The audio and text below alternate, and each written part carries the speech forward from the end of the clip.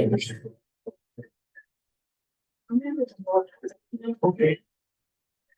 Should I? Sure.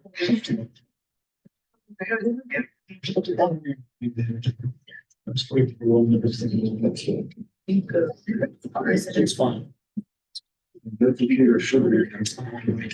Speaker should be. I know you do. It's not good. Yeah.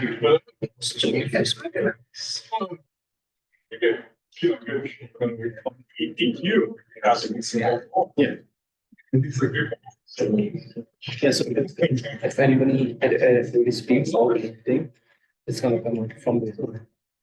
Yeah. It's good, it's good. So the English, English. You're right. Okay.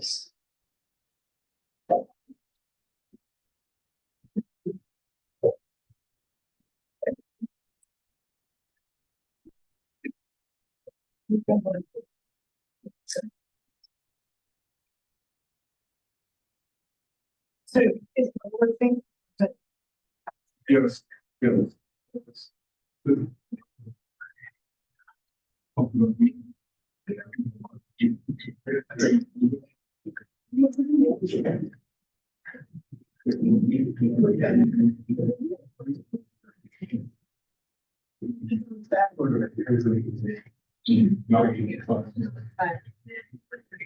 Science related.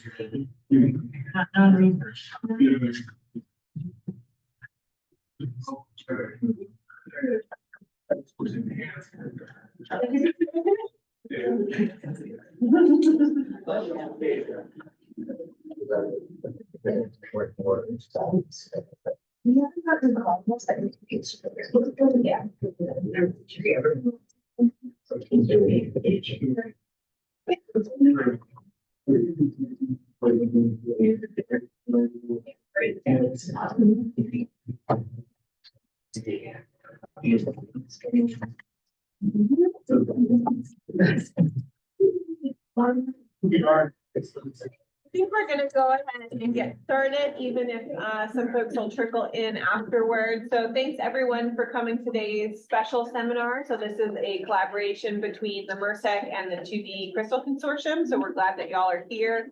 And so I just have a couple of announcements today before Ben introduces our speaker. So as a reminder, if you didn't already do so on your way out, we have a sign-in sheet in the front and by the booth. So if you please do that for us, that would be helpful. And then the second announcement is after the seminar today, we have some time for students and postdocs to hang in this space and talk to our speaker more about what he's talking about or career paths that maybe are not traditional or what you might think of as opportunities for you after you graduate with a PhD. And so please stay for that and we'll kind of have an informal discussion there. And then as a reminder for our MERSEC folks, we have another seminar, not next week because that's kind of Thanksgiving, but the week after we will have a seminar on our normal scheduled time and date, Monday at 12:20 in 201. And that is going to be our sustainability team is going to be having a recycling talk, an interactive talk and workshop. So we encourage y'all to come and it's open to folks beyond the MERSEC. Students to be interested. So that's all my announcements for today, and I'll let Ben take over to introduce. So Andrew is MERSEC alum. He was wanting to welcome him back. It's been we're discussing how many years? 20 years. We forgot how many years. 20. So Andrew was education outreach postdoc, and he did a lot of great stuff programmatically when he was here. And that was his launching pad to go to Wisconsin-Madison. And he's distinguished teaching faculty there. He's got his fingers in a half dozen different outreach, education, and mentoring initiatives there. He's one of the people who helped establish the Center for Innovation of research experiences in mentoring, Center for Almost Improvement. improvement, Mental close. experiences. Okay, improvement, innovation, It's improvement and innovation. And he's a master facilitator in mentorship training.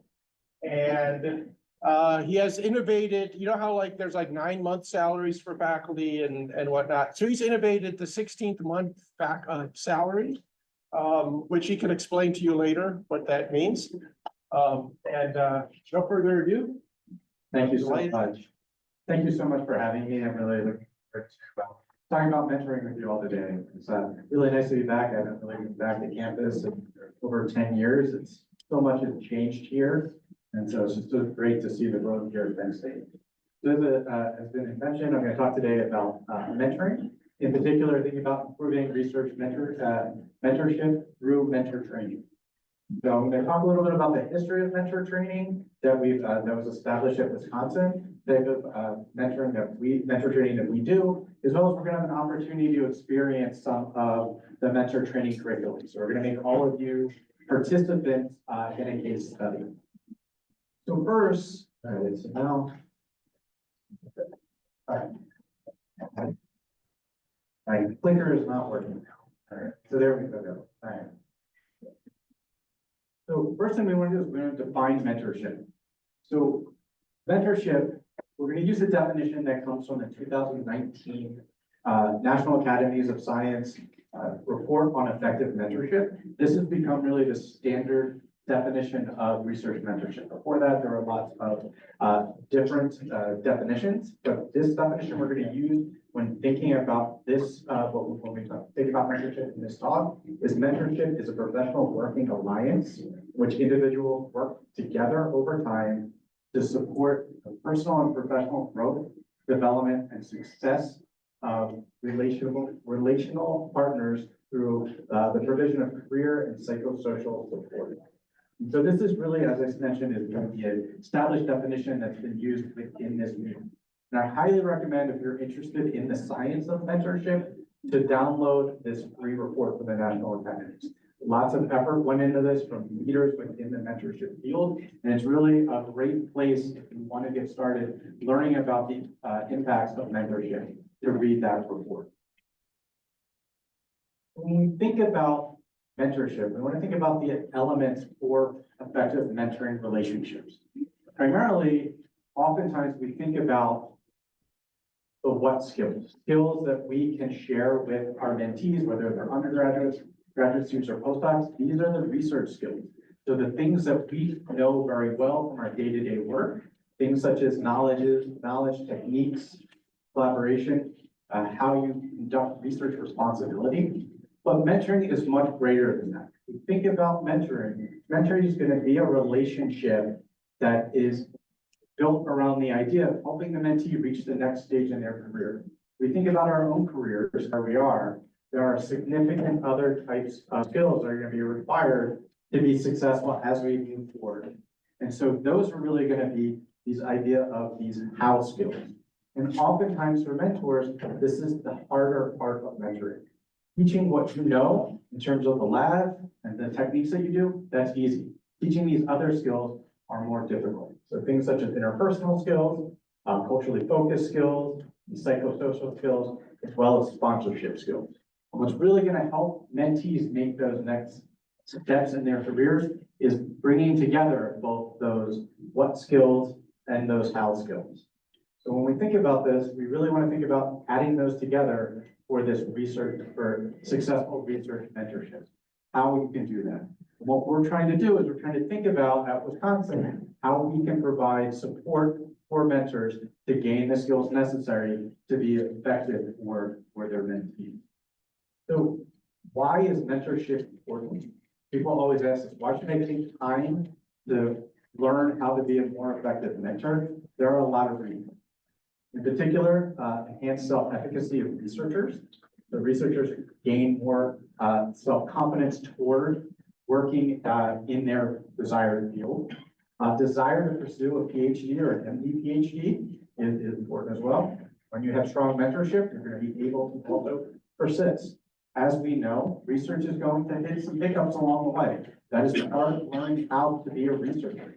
So this idea of persistence is really important. Strong mentorship has shown to increase persistence of graduate students and postdocs who are involved in research. And for the faculty in the room, research productivity, that's going to be important. So the way that we can encourage faculty who may think they're strong mentors to also engage with our training is the fact that the time that they put in to be a trained mentor will lead to ultimate research productivity. So also higher career satisfaction, reduce stress and role conflict within the mentoring relationship. So the idea is that there'll be less conflict and students will feel more comfortable interacting with their mentors. Scholarly identity development, so developing an identity within your research field that's been tied to strong mentorship, as well as enhanced recruitment of underrepresented minorities to STEM fields. So there are lots of reasons why mentorship is important. Another thing to think about is that our funding agencies are also putting a premium on incorporating mentorship into the work that's being done. And I want you to think about the outputs of research groups. We all know that, papers and funded grants are an output, but really I look at the main output of a research group are the individuals that are trained. So if you talk to faculty at the end of their careers, they may not remember every paper they published, they may not remember every grant they got funded, but they're sure gonna remember every student that they trained. And so if we think about the goal of academic research, it is equally important to produce new knowledge as it is to produce practitioners in the field. And mentorship goes a long way toward allowing us to do that. In fact, there's an acknowledgement toward that with funding agencies such as as NSF, NIH, and Department of Energy requiring statements on how mentoring is going to happen in relationship to research funding, that research that they fund. So it's really important to think about how we can approach mentoring. I was recently at a meeting offered by the online seminar offered by the Equity in Graduate Education Group, which is a consortium, and I'll mention them later in this talk. And I thought they showed a really interesting graph or chart here showing about where mentorship is the strongest, where maximum growth can happen. This actually comes from a paper from 1967, but it really still holds to what we're doing today. Is that if there's a high level of support, but little challenge, then students don't progress. And then if there's a high level of support, but a high level of challenge, then that leads to maximum growth. And so one of the things that's really difficult is trying to think about how you can best provide that level of challenge coupled with that level of support. And so the more time you can spend thinking about mentoring, how you can engage with your mentees will allow you to reach that top quadrant there where you can reach that maximum amount of growth. And ultimately, that's really what we're looking for in mentoring relationship, is to help students get to that next stage in their careers, and to do that, providing maximum growth will help that. So oftentimes, how do we learn how to mentor effectively? Oftentimes, when we think about mentoring, we think about it from the perspective of you learn from mistakes that you've done. While it's great to learn from those mistakes, there are students who also are being involved in those mistakes. So if you make a mentoring mistake, it does have that impact on those students. You try trial and error. It's great to try new things, but also from watching your own mentors make mistakes. And oftentimes, that's where a lot of approaches that mentors will take in research is that they will try to do things that either worked really well for their own mentoring, or they'll try things that didn't work well. They'll try the opposite of what didn't work well in the mentoring they received. What we want to do is we want to be able to think about how we can share with you best approaches to research mentorship to fit your own personal style. So some things that may have worked for you while you were a mentee may not fit your personal mentoring style or mentoring approach, or may not fit your personality. So what we want to do is try to equip you with tools and techniques that you can use that'll fit your own personality and your own approach. So I'm going to share with you now a little history of the mentoring curriculum that's been developed at the University of Wisconsin-Madison. This has been going on for a little over 2 decades now. And so this started with an ATHMI grant to Joe Handelsman to develop this research mentoring curriculum for the life sciences. And so that was funded by HHMI. And in 2007, the National Science Foundation provided funding to UW-Madison to develop a series of mentor training curricula that are based off of this material, focused on different disciplines. And so that's when I joined this program, joined in 2007. We got together as a group of faculty and staff, spent 2 years developing a series of case studies and activities based on experiences that we have. And we built this into these different curriculum. One of the things that we learned along the way is that while we had these individual curricula for different disciplines, we realized that all the mentoring ideas and all the mentoring important areas of mentoring are universal. So the idea that we need to have a separate curriculum didn't really hold true. So we then moved on and developed a second version of this mentoring curriculum. At this point, NSF dropped out of funding this, and then NIH picked this up. So a lot of effort was put into adding in clinical and translational researchers as well into this beyond just the classic STEM areas. And then additionally, there was curriculum that was developed for graduate students and postdocs. Much of the mentor training that you may experience oftentimes is based on the second edition of the mentoring curriculum, and we're going to do an activity of that.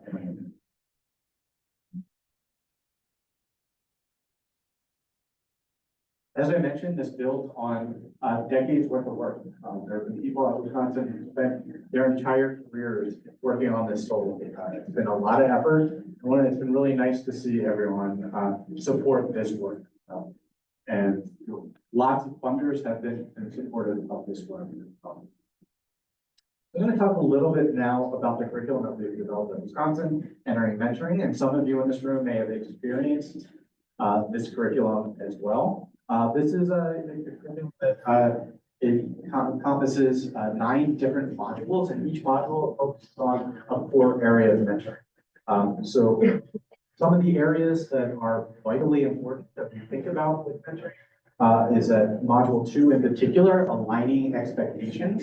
Research has shown that setting expectation or aligning expectation leads to higher productivity. And oftentimes what we'll find is that that's what's missing in many mentoring relationships. I remember when I was started a postdoc at UW-Madison, I showed up to my office, and sitting on my desk was a proposal, and I was told to go work.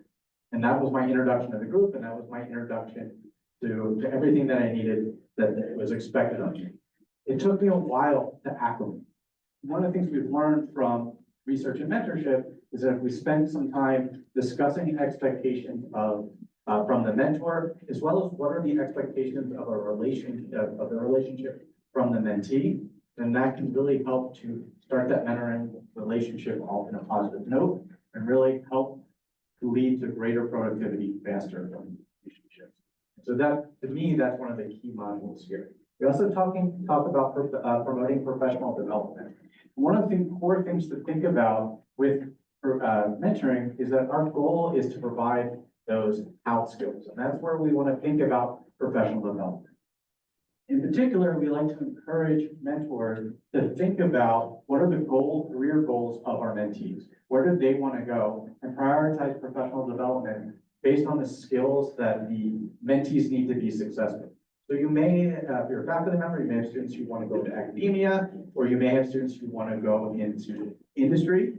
Some of those skills are going to be a little bit different. How can you prioritize and provide that professional development for our mentees?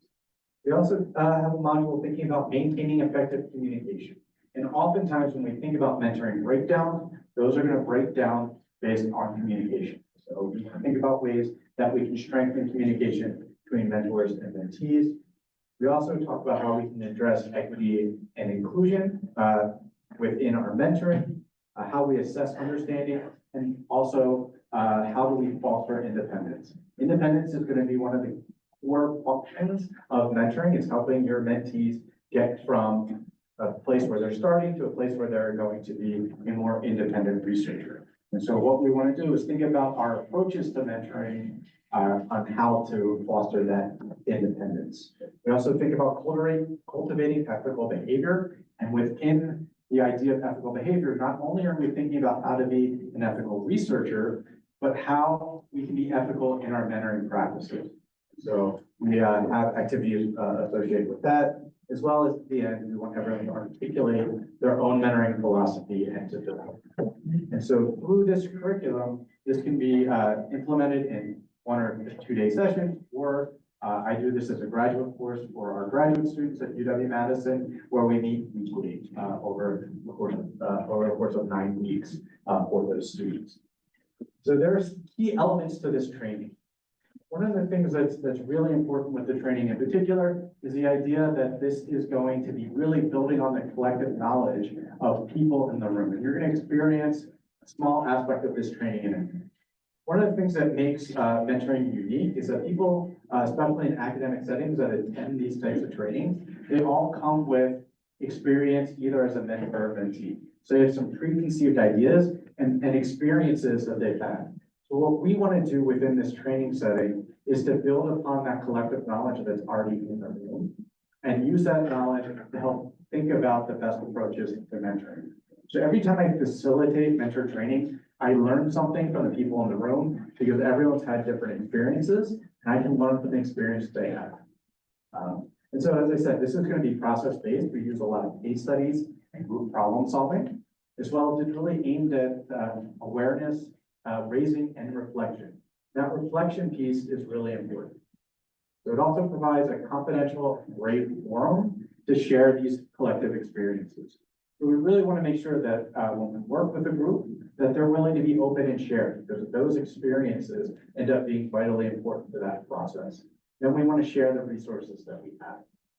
So what we want to do now is we're going to take about 15 minutes, 20 minutes or so, and experience one example of a case study. So this case study that we're going to do, the SLOB, is one that comes from the communication module. We also use it in a newer module on self-efficacy. We're able to use it in both ways. But what I'm going to want someone to do is have a volunteer to read this case. So I have my facilitator hat on now. Read it out loud. Oh, thank you. Thank you for reading to the group. I appreciate that. Perfect. Thank you. Okay, thank you.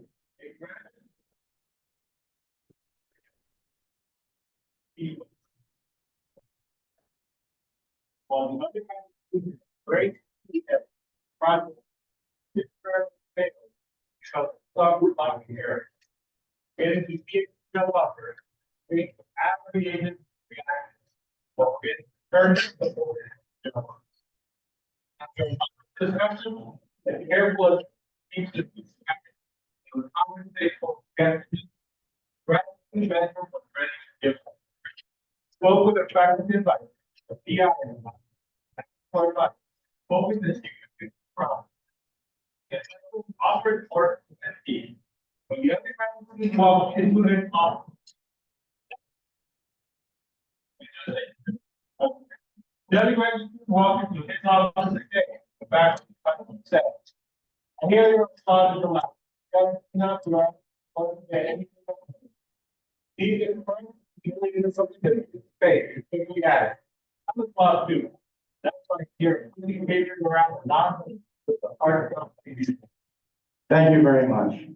So this is just an example of a case where we want to think about the guiding questions. So when we do our facilitation, we have people break up the groups and have discussions. So you're going to do that now. Within your tables, please think about these following case study guiding questions. We'll let you talk about these for about 7 or 8 minutes, and then we'll come back together and have a larger group discussion. And if you don't have someone at your table, please join the table. Those of you online, we're going to send you into breakout.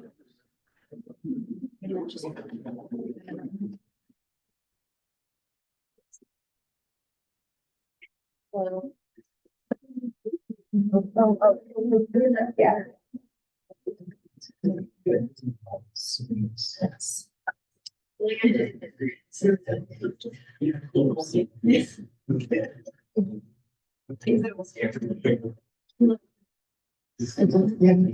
Yeah. Okay, so when he's done, all I do is. So.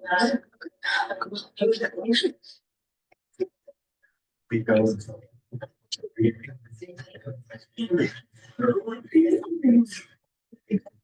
Yeah.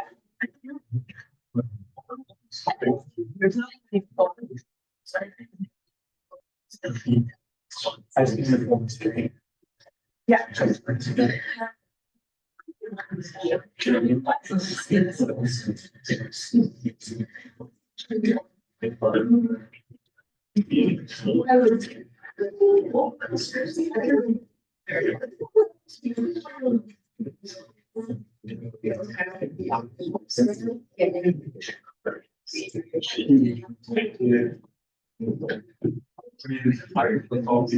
Yeah.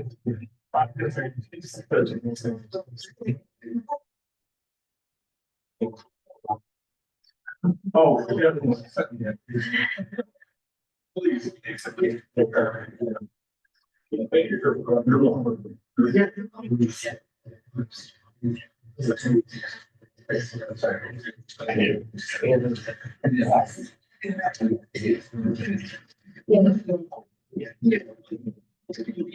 With your phone. This scenario. Yeah. Yeah.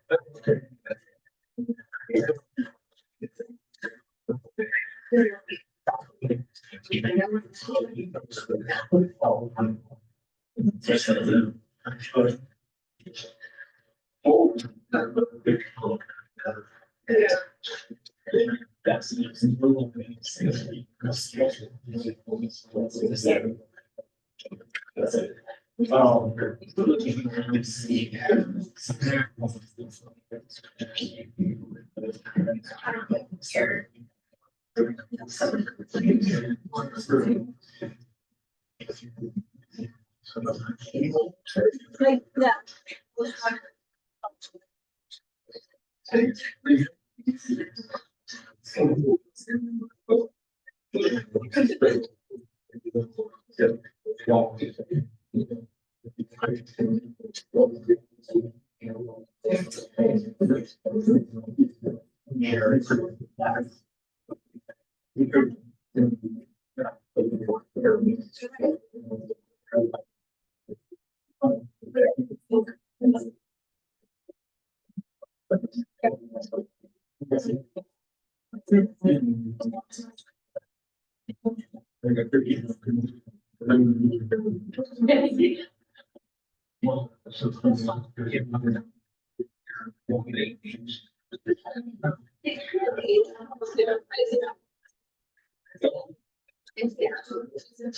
Sounds like they're having a lot of great conversations.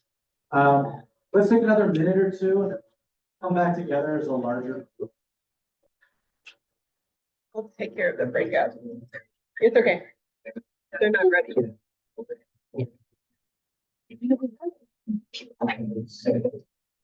But I was told.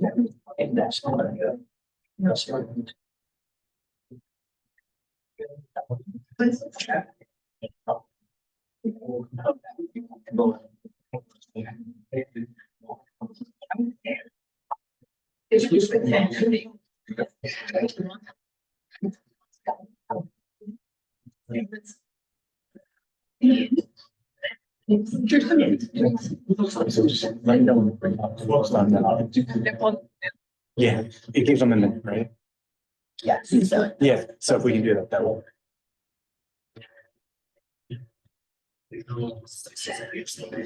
Oh, that's so exciting. You know. That's really scary.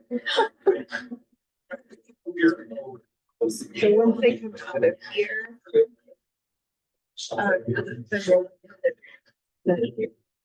Sometimes they can choose. Oh, okay. But they might still need to be paid. Okay. Okay. No,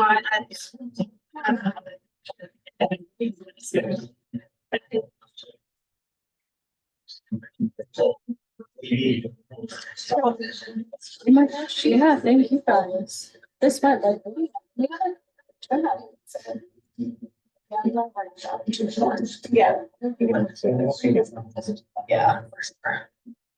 This is like more unpredictable with like. Let's, Great, we're good. let's come back together as a group. So let's think about this case. So this is a tough.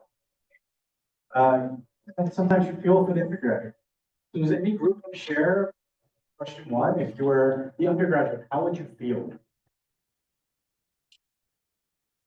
How would that interaction make you feel? Yeah, you can raise your hand. Yeah. And they research and don't like to go in the lab and put anything else anymore. Yeah, it's gonna negatively impact their self-efficacy. To be told that you're a slob, that's not great to hear by anybody. Do you think that, how do you think the mentor would feel? What would the mentor think this interaction would have an impact on them? Yes. How would you feel? You get help on how to handle the situation like this, because if the provider would react like that, you don't push that button. So. Exactly. Yes. The mentor tried to rescue the situation in that last sentence. They clearly realized they said something that had a bad effect. But they didn't anticipate, they didn't see that ahead. Yeah, exactly. And I think, yes, it could impact that relationship between the mentor and their PI. And yeah, and I think the PI, bring up that interesting point, man. What was said by the PI or the advisor isn't necessarily meant to be hurtful, but they didn't understand how their language would impact the undergraduate. So in this case, one of the things that I like to use this case to highlight is, as a mentor, the importance of thinking about the words that we use. The words that we use are going to be important. We have to think about them from the perspective of someone within a power dynamic. As much as we think about mentoring relationships being multi-directional and being there to benefit both the mentor and the mentee, there's still that power dynamic that's going to be in play. And so we always have to be intentional with how we communicate, and that includes the words that we use. So in this case, the words that we use can have that negative impact. Are there anything in particular that stands out from the advisor or the PI that they said that is really kind of hit you as maybe negatively impacting the mentor beyond that idea of slob? Yes. Well, I mean, he's never getting any results out of it. Well, the immediate comment is not about student progression. Well, interested in evidence. Exactly. And so it sends that message that the mentee is only there to produce data and that it could be anyone in that role. One of the things that's, again, important when we think about this mentor-mentee relationship is that it's a relationship where the goal is to help the mentee make stages of their career and be successful. It is not just about the data that's going to be produced. And so when you take on this role as a mentor, it's really with that idea of helping for that professional growth for a student. And sometimes that's not going to be linear. There's going to be fits and stops and starts along the way that's going to require for situations to happen. And so one of the things that's most important is that the outcome of these mentoring relationships are equally important as that growth of the mentee as it is for that research. The sole reason you're mentoring is only to get data out of someone, then you don't necessarily need to be in an academic setting. So you always have to remember that when we do academic research, the outcomes of that research are the student's growth as well as the research that's produced. So this is just an example of how we do our mentor training. This is one of many exercises, but I want to kind of share this with you, so that if you want to attend one of these mentor training sessions, there's some that are always offered here on campus. There are members of the Penn State campus who are trained to facilitate this work. Then this gives you an idea of what it's going to be like to attend these. So oftentimes I get asked about the evaluation. How has this impacted people who've attended mentor training? It's been really positive. So here's an example of an evaluation for one of the mentoring sessions we've done. One of the most important things to see is that people who've attended mentor training have made changes in their approaches to mentoring. So 100% of the participants who attended this mentor training, not every single time, but this one implementation we did, they made some changes. We also see that we asked about their views on mentoring before and after training. We've seen positive outcomes from that. And see the extent at which the expectations thinking has changed, as well as whether this has been valuable for them. So universally, what we see is that people who attend these mentor training sessions, even if they're not sure about their value, come away thinking that this will help them along the way. And one of the things I really want to highlight is this idea of this mentoring competency assessment, where we see growth in people who've attended the training. The mentoring competency assessment is a validated and reliable survey on approaches to mentoring, and we've seen positive outcomes from attendees at these trainings.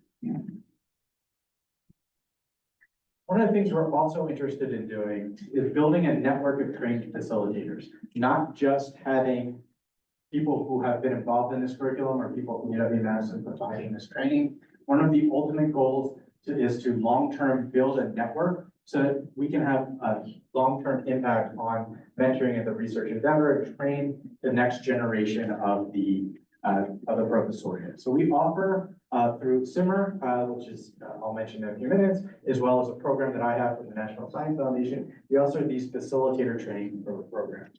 It's an opportunity for you to come together with people who are SIMMER or National Research Mentoring Network Master Facilitators, where we would train you to implement this curriculum. And the goal again is to have the broadest impact possible. Come together, you have an opportunity to interact with the curriculum, as well as thinking about how you will approach your way that you'd like to facilitate this. And so we encourage you, for anyone who is interested in this type of work, to think about attending one of these train the trainer sessions. We can see that the evaluation of these are self-reported gains in confidence before and after a train the trainer. We see significant increases in the ability to utilize the training curriculum, to describe effective support for mentor training, to facilitate the material, and to improve mentors to participate in the training, as well as implement at campus, at their own campuses. So overall, we've seen a lot of positive outcomes from people who participated in this, and we really want to encourage anyone to get involved. Also, there is some implementation data for some facilitators. So some of the ways that you can implement this, when we're thinking about the curriculum, we show that, and I say I've done this as a graduate course where we do all the modules. All of the modules can be implemented one at a time. So in some cases, we will have mentor training. Some of the people that we train through the train the trainer, they do this in smaller number of modules for under 4 hours. Some may do 4 hours or more. And so this model has proven very successful in being able to disseminate this work broadly. Additionally, there's lots of evidence for effectiveness of not just the mentor training itself, but also the train the trainer model. So, encourage you, if you're interested in the impact of this, encourage you to look at some of these references that show that the real value in this mentor training. So while this material was developed in around 2007 to 2010, we've done significant amounts of curriculum development, additional curriculum development. So we've developed new modules on things such as work-life integration, which is an opportunity to think about how we can balance personal and work life in a way that can be successful for for both mentors and mentees. One of the, my favorite modules is the research self-efficacy. That may be a new term for many of you, this idea of self-efficacy. Self-efficacy is how you can think about it as being confidence toward an individual task. So when you're thinking about, especially working with new undergraduates, some of them may be very strong in the classroom students, but they've yet to participate in research. When they encounter failure for the first time, which is part of the research process, they may not have self-efficacy toward research when they hit a bump in the road. So we think about how we can develop our mentoring skills to really try to promote research self-efficacy. In 2021, there's developed a culturally aware mentoring. There's an 8-hour session and there were 90-minute session to think of for mentors to think about ways to be able to mentor across cultures. This has been a really valuable module to share with the mentoring. Recently, there was a mental health and well-being module, which helps to think about how we can be helped to mentor in a way that promotes well-being and strong mental health environment. We've redesigned the addressing equity and inclusion or reflecting on diversity and establishing a practice of inclusion. So this is the new version of that module, which really hits on where we are currently with topics in those areas. And another module that we developed, that I developed as part of the project that I have with the National Science Foundation is a post-program mentoring specifically geared for students who participate in REU and REU-like type of program. So how do we maintain that mentoring relationship to help provide support for our mentees? And how does that relationship change from when they're on campus to when you're having that relationship from a distance? And for postdocs in this group, one of the curricula I want to really talk about is this idea of this mentoring up. The mentoring up is a curriculum that's designed to help senior graduate students and postdocs think about how they can help train their advisors informally. So the idea is that through your practice as a postdoc or a senior graduate student, you can positively impact the approach to mentoring that your advisors take. And so while we want every advisor to be interested in participating in mentor training and taking the time to improve their mentoring, that doesn't always happen. But this idea of mentoring up teaches you ways that you can help to do that training through your daily interactions. So now I'm going to focus a little bit on a project that I have with the National Science Foundation. It's a collaborative research project with North Carolina State University. It's the Research Experience and Mentoring Catalyst Initiative. And so that Research Experience and Mentoring is actually a program from the National Science Foundation. And this was developed in 2012. There was a AAAS fellow who was brought in to work on thinking about the importance of mentorship within the engineering discipline. His name is Tim Donahue, and he went through and TJ Donahue. He went through and he spent time looking at all the impacts of things such as REU and RET on teachers and on undergraduate students, and developed a new program that has a stronger emphasis on mentoring. And so this was developed with the goal of having those 10-week research experience that we would have in a typical type of REU or RET, but adding to that a sustained long-term mentoring program. And these started out as a supplement program for the EPRI program at NSF, and it's since expanded to the engineering research centers, as well as the IUCRC programs at NSF. So we were asked to help develop mentor training for those programs and to help support the REM programs in their approaches to mentoring. And what we'll do is really what our goal through this project is to, we have 3 main goals. We want to provide effective and meaningful mentor training for these REM programs. Additionally, we want to build an online learning community. Again, as we mentioned, everyone who participates in a mentor training experience has experience as a member of your team. So this idea of learning from one another and building that community has been important. And ultimately, we want to have an impact to strengthen mentoring relationships beyond just the REM programs. So we'll do that through a number of different activities. Primarily, we'll do a virtual mentor training in every May where we bring together mentors from all of the REM programs nationally, and we'll offer that for them.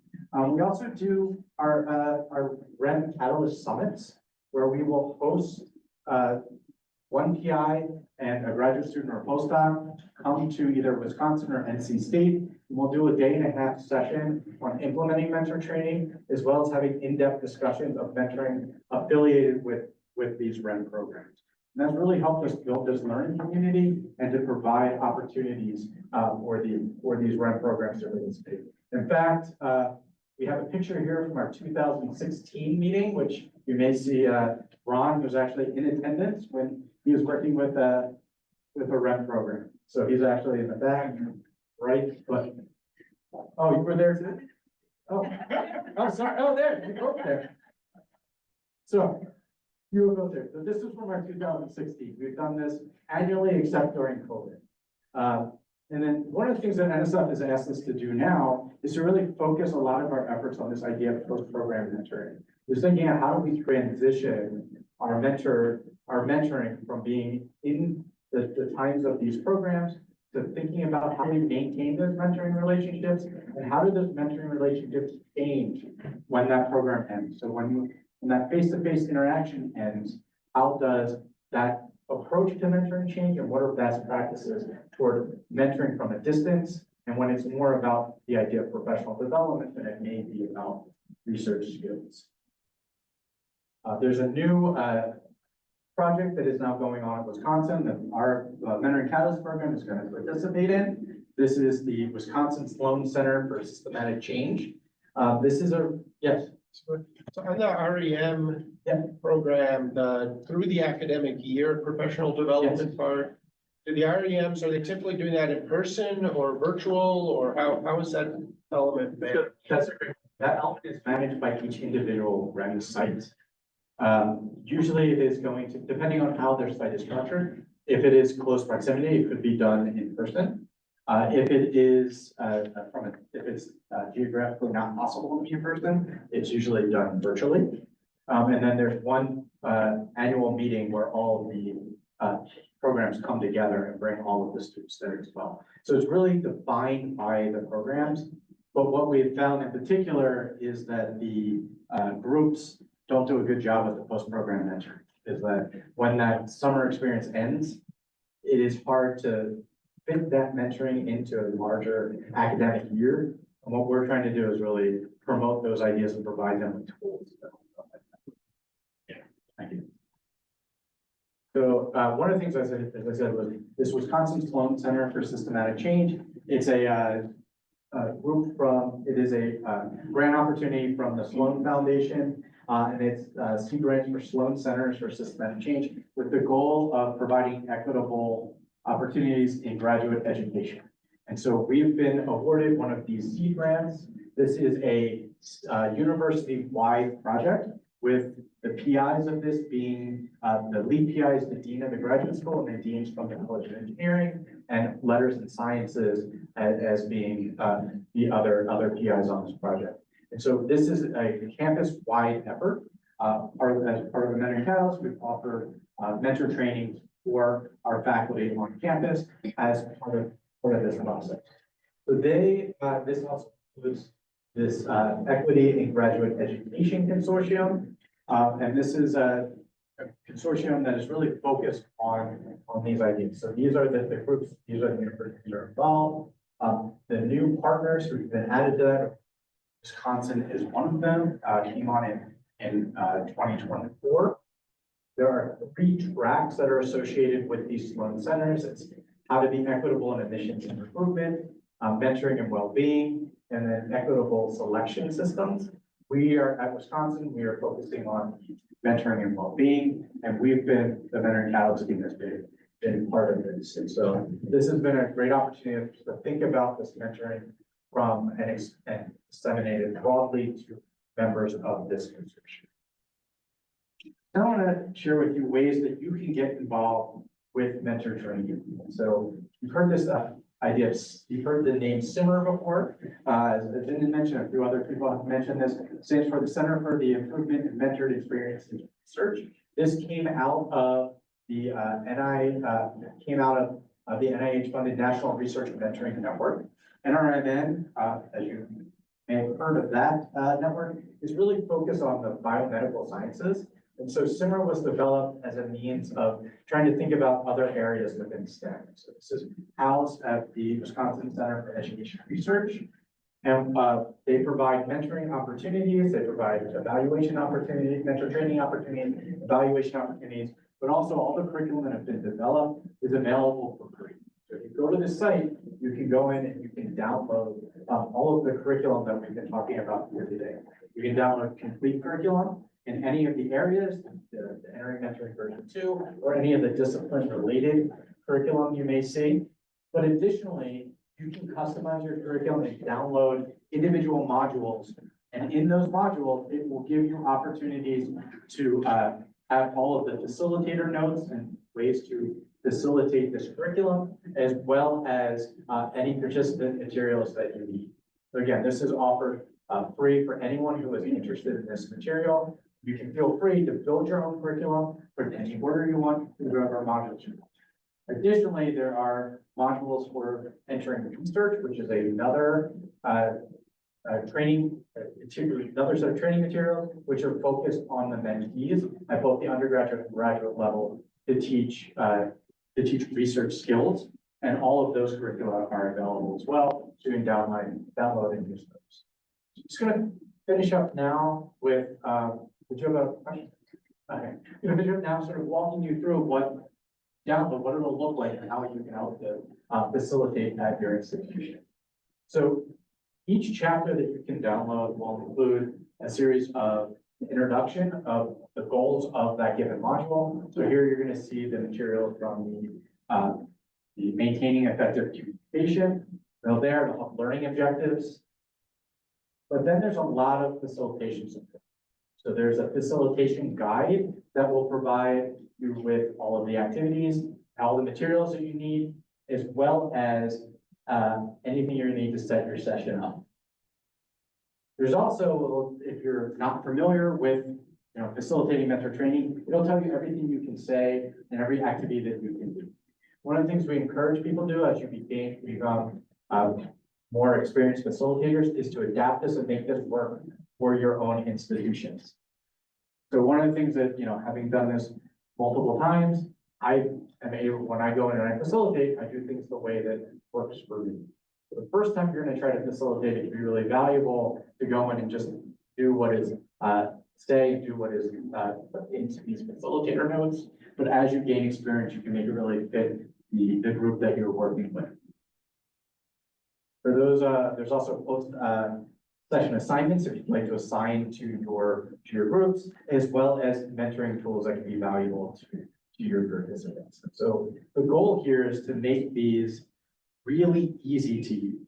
And so for even if you don't have a lot of experience in facilitating, it really provides an opportunity for you to pick this material up and have an impact. So we really encourage people who have an interest in this area, like to work with students to do this, because this the time spent on this will really will be really valuable for your mentees. Additionally, there are going to be the participant materials. So that you can share those with your participants, have them use the materials that they need for those sessions. So just some final thoughts as we wrap up. I want you to take some time to think about mentoring on your campus and how you can help to improve mentoring for Penn State students. So whether it's undergraduate or graduate students, take some time to do that.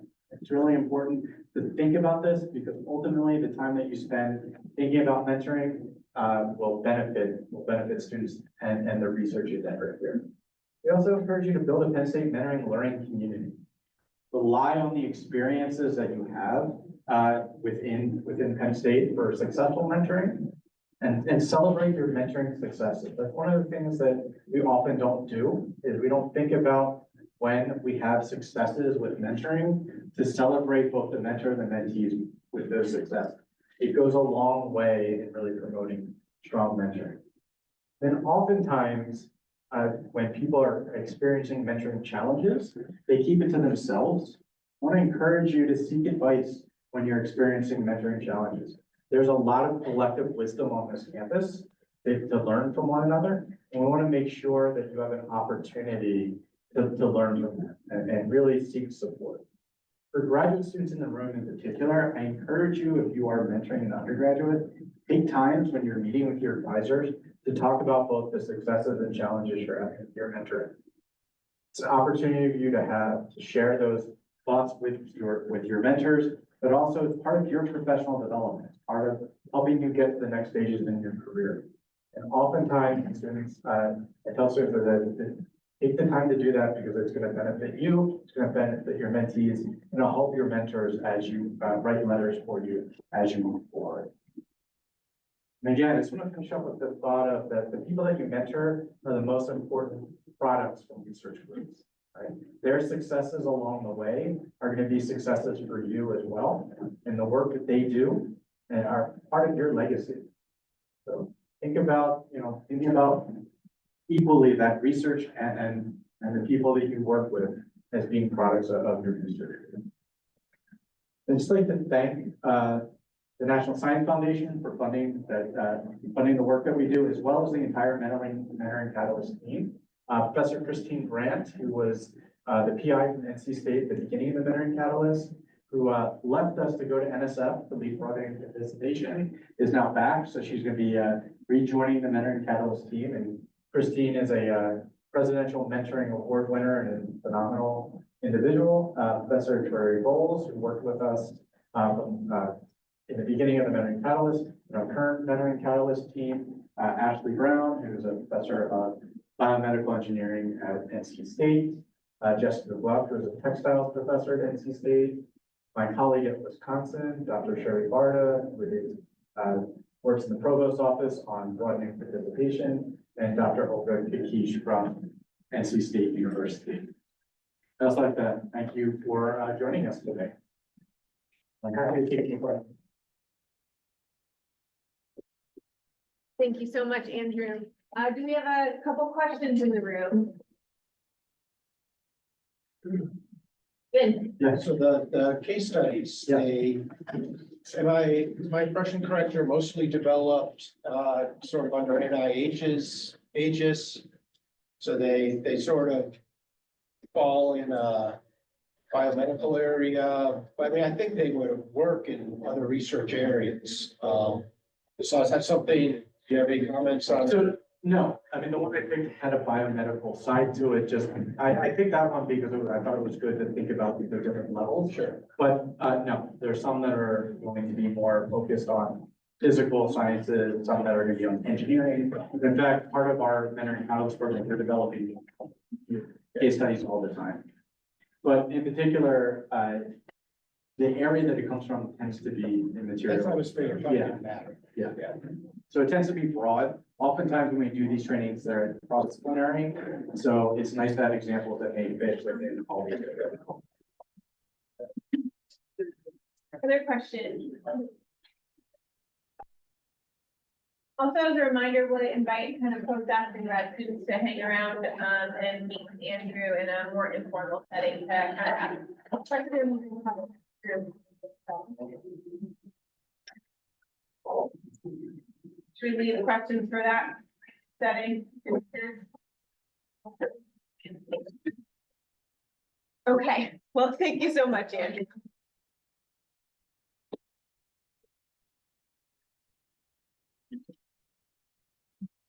So if you're sticking around, I'll invite you to kind of